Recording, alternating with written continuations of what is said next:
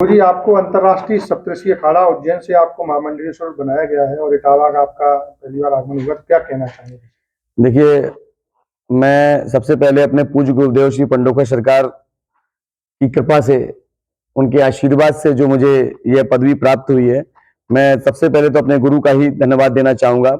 उसके बाद हमारे अखाड़ा परिषद के जगत गुरु सच्चिदानंद स्वामी बाल प्रभु जी महाराज, जिन्होंने अपने प्रेम और स्नेह से और मेरे ज्ञान को देखते हुए मुझे अंतर्राष्ट्रीय सप्तऋषि अखाड़ा में महामंडलेश्वर का पद दिया। मैं अखाड़ा परिषद के प्रमुख सच्चिदानंद महाराज जी का तहे दिल से शुक्रिया अदा करता हूँ। और सनातन धर्म के लिए हमारा, देखिए, सिर्फ पद लेना ही बहुत बड़ी पदवी नहीं है कि पद मिल गया और महामंडलेश्वर बन गए। हमारा काम है सनातन धर्म की ध्वजा को ऊंचा ऊंचा लहराना, साथ ही साथ हर युवा में सनातन धर्म के प्रति प्रेम स्नेह की भावना लाना।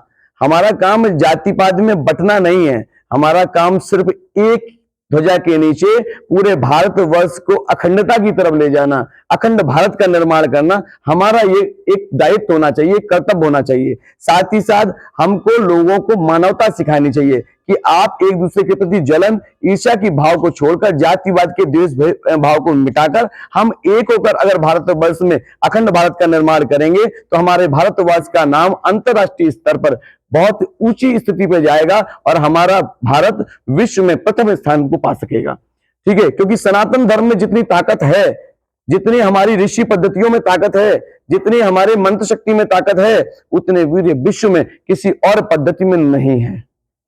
हमारी पूजा में जितो ऊर्जा जागृत होती है, जो हमारे ब्रह्म को पाने की ताकत है, ब्रह्म को पाने कैसे पाया जाता है, ये हमारे सनातन धर्म से ही सीखा जा सकता है। गुरु परंपरा जो हमारे सनातन धर्म में है, वो ऐसी परंपरा और कहीं नहीं है। तो मैं तो सिर्फ लोगों से यही कहूंगा कि एक रहें, बटे नहीं और एक अखंड भारत का निर्माण करें। गुरुजी, आज आपको अखाड़ा का राष्ट्रीय पदाधिकारी भी घोषित किया गया है, क्या पद?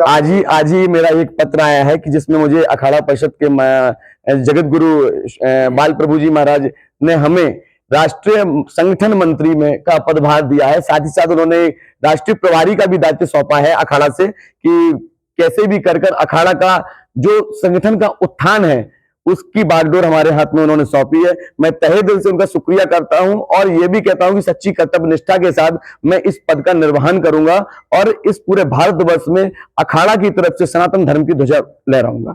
गुरुजी, इटावा में बकेवर थाने के अंदर दादरपुर गांव है और वहाँ भागवत कथा के दौरान एक घटना हुई है, जैसा पूरे देश भर में चर्चा उस घटना की, तो इसमें गुरुजी क्या कहना चाहेंगे? देखिए, इस घटना की जो चर्चा है वो बहुत ही निंदनीय है।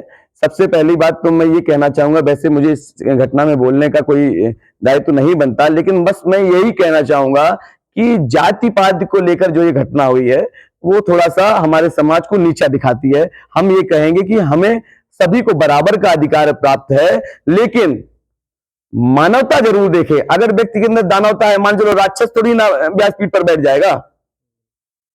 जिसके अंदर मानवता है, जिसके अंदर ज्ञान है, जिसके अंदर अपने ज्ञान के प्रति, अपने भगवान के प्रति लगन है, कर्तव्य निष्ठा है, जो सनातन धर्म की ध्वजा ऊपर ऊंचा लहरा सकता है, जिसे वेदों का ज्ञान है, ठीक है, जिसे अपने वेद पुराणों का ज्ञान है, जिसे रामायण का ज्ञान है, गीता का ज्ञान है, उसे व्यासपीठ पर बैठने का अधिकार है। और गुरु के रूप में कोई भी इस दायित्व को पा सकता है, परंतु ये अधिकार हमको नहीं है कि किसी व्यक्ति की मान और प्रतिष्ठा को नीचा दिखाएं।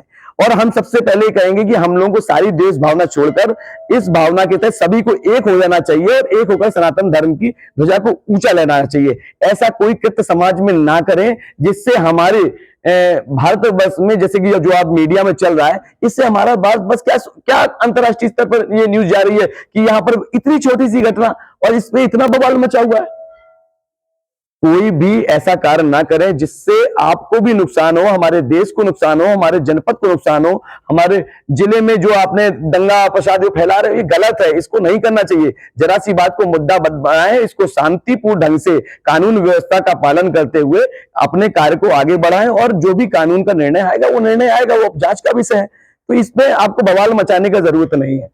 ठीक है, आपके द्वारा गुरुजी प्राचीन ऐतिहासिक विट्ठल आश्रम में हर रविवार को दिव्य दरबार का आयोजन किया जा रहा है और सैकड़ों की संख्या में हर रविवार को भक्त आ रहे हैं, तो क्या क्या समस्या का निदान होता है? देखिए, विठल आश्रम में श्री पीताम्बरेश्वर सरकार दिव्य दरबार इटावा जनपद में जो टिक्सी मंदिर स्थित है, यहाँ पर शंकर जी के शिव मंदिर के जस्ट सामने विठल आश्रम है।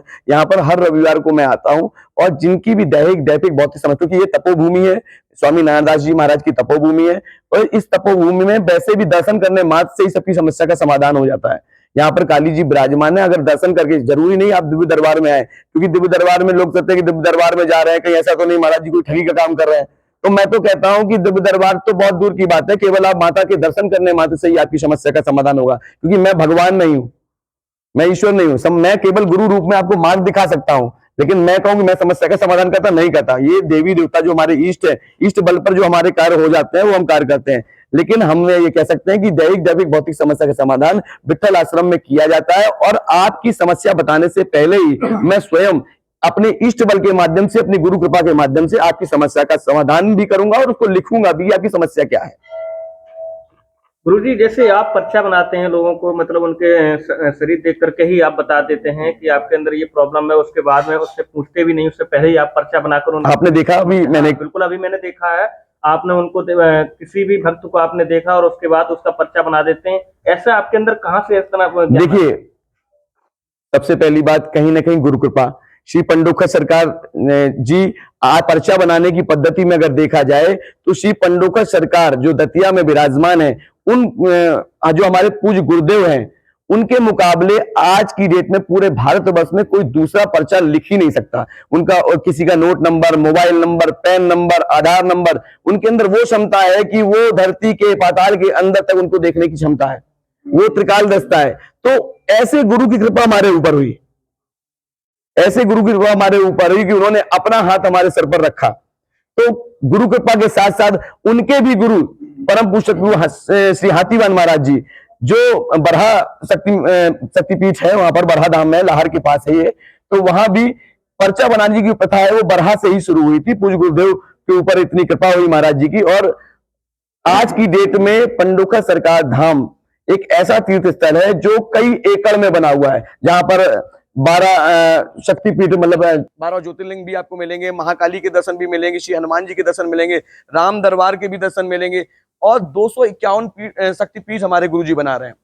तो ऐसे गुरु की कृपा हमारे ऊपर है, उनकी प्रेरणा के माध्यम से, इष्ट बल के माध्यम से, ध्यान शक्ति के माध्यम से जो हमें प्रेरणा होती है वो हम पर्चे में लिख देते हैं, वही सही हो जाता है। बाकी मैं कोई भगवान नहीं हूं और कि मेरा पर्चा 100% सही हो जाएगा। 99% तो हम अपने आप को सही मान सकते हैं, लेकिन 1% मैं ये कहता हूं मैं भगवान नहीं हूँ।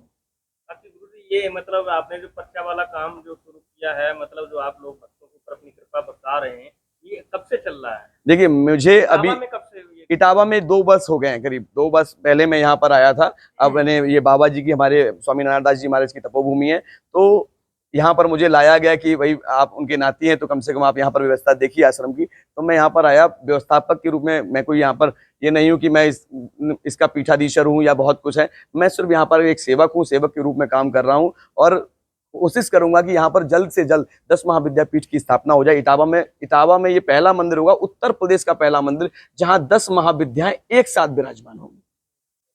अपने भक्तों के लिए क्या संदेश देना चाहूंगा? मैं भक्तों के लिए सिर्फ यही संदेश देना चाहूंगा कि सबसे पहली बात कि बटो नहीं, क्योंकि अगर हम बटते हैं तो हमें दिक्कत ये होती है कि हमारा सनातन धर्म टूट रहा है। क्योंकि कलयुग में कई ऐसे आदमखोर आएंगे जो आपके सनातन धर्म को नीचा दिखाएंगे, उनसे बच के रहना है। और वो हो सकता है आपके बीच में शामिल होकर भी आपके सनातन धर्म को नीचा दिखाएं, तो कभी भी सनातन धर्म की ध्वजा रुके नहीं। और ऐसे ही लोगों का सपोर्ट करना है, राजनीति में नहीं पड़ना है, राजनीति में भी ऐसे ही लोगों का सपोर्ट करना है जो हमारी सनातन धर्म की ध्वजा को ऊंचा लहराते रहे। तो मैं बस यही कहूंगा कि हमें अखंड भारत का निर्माण करना है, और ऐसे अखंड भारत के निर्माण के लिए मुझे भारतवर्ष के प्रत्येक ऐसी जनता, ऐसे युवाओं की जरूरत है जो सनातन धर्म के लिए हमारे साथ कदम से कदम मिलाकर चल सके। जय माई।